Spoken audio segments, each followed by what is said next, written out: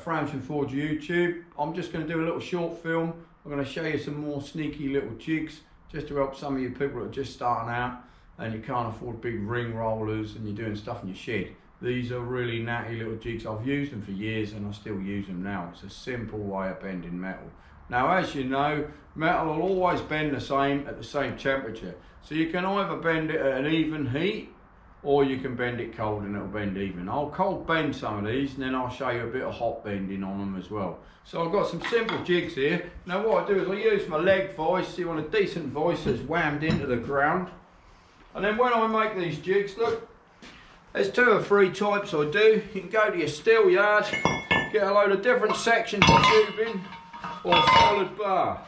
I'll mount them on a piece of angle iron. I use these all the time. Now these ones are solid. I've loads and loads in the rack. These ones are hollow sections.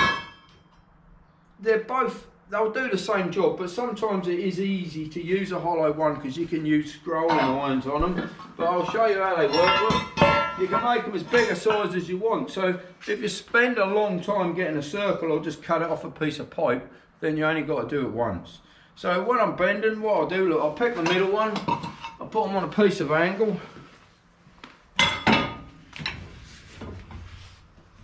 Just knock them in your leg vise and I put a little peg on the side and I regulate what width that is, and they're really natty. So if you watch this, if I cold bend, I hook him on there and I'll just go around. I can get a bit of chalk. If I want to mark the bend and get them all the same, I can bend one on top of the other, or I'll just walk him round and I'll go to there, so I'll mark a line. And if I want to do one on the other end, I'll just put him through and I'll watch above the top and I'll mark him round till I'm on the line. And I've got 2 bends the same.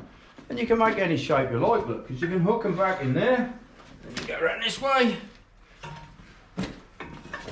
You hook it back in there, and go around this way. Because it's cold, it'll bend even all the time, look. I can get really accurate with them. So different radius, different size, different radius.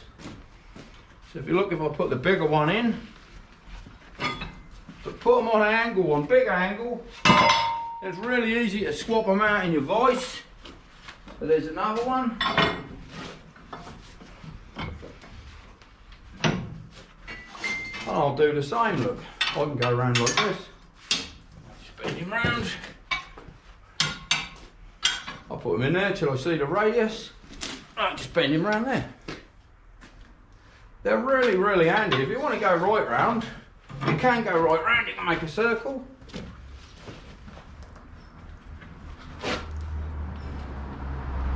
I'll go over the top. And I'll cut through it with a disc cut and then ring it round and you make a complete ring. Now the ones that I've got are made out of tubing or out of pipe like that, there is a little advantage to them sometimes. If you're doing thick stuff, I'll do a bit on it cold on it. If you're doing thick stuff, you can then use scrolling irons on. So I'll put him in here like this, look.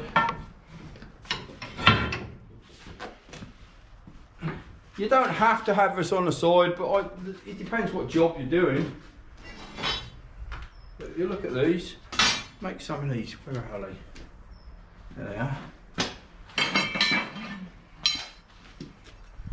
This just gives you a bit more leverage if you're working on your own. So you can put him around there like that. And if it's really big, you can keep pulling it around with these like this. And then if you want to hold it, you can hold it there.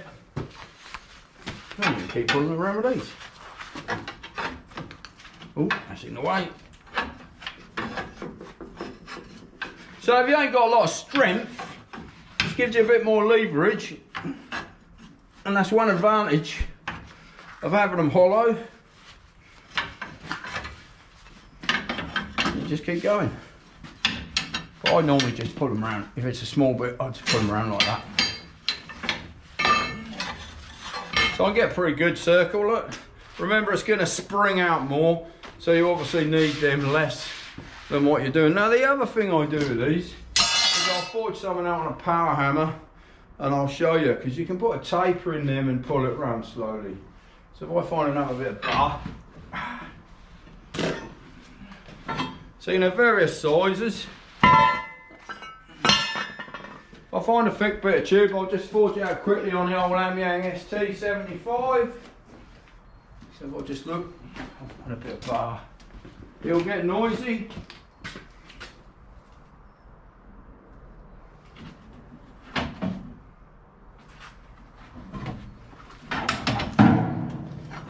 Yeah, so I need to give you a little idea. So I'll do it on 20mm.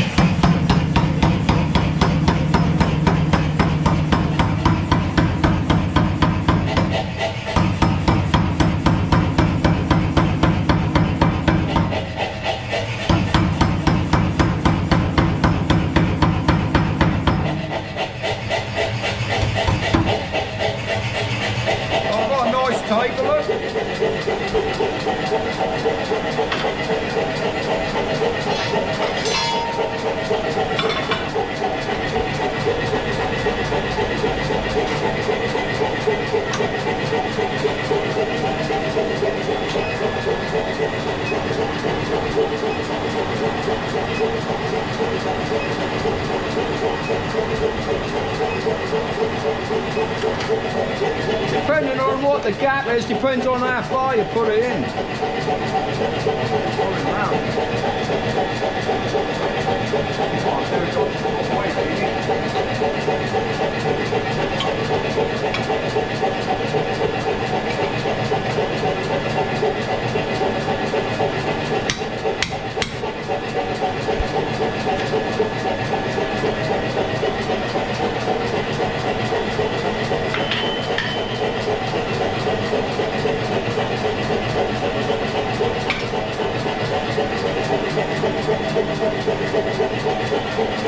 So they're a really handy little jig. If you've no rollers, I use these all the time. And so many times I'll get a bend and I want to put a bend in it. If you don't want this bit on, you can take it off. But just wedge it in and it'll grip it.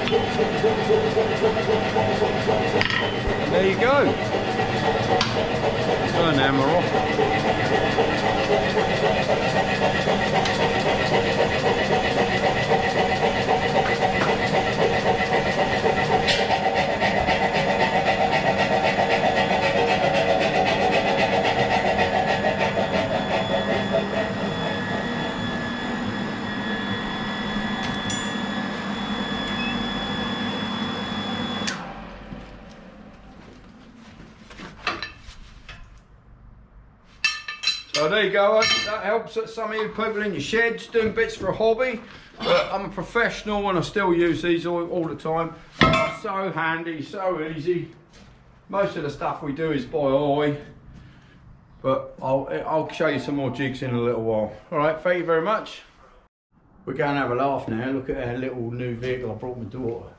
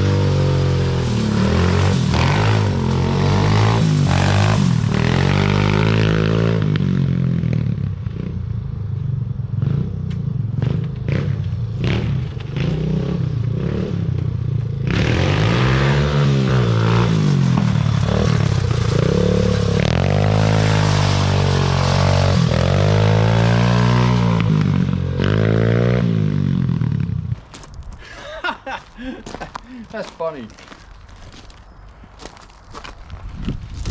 Wait till the big one arrives.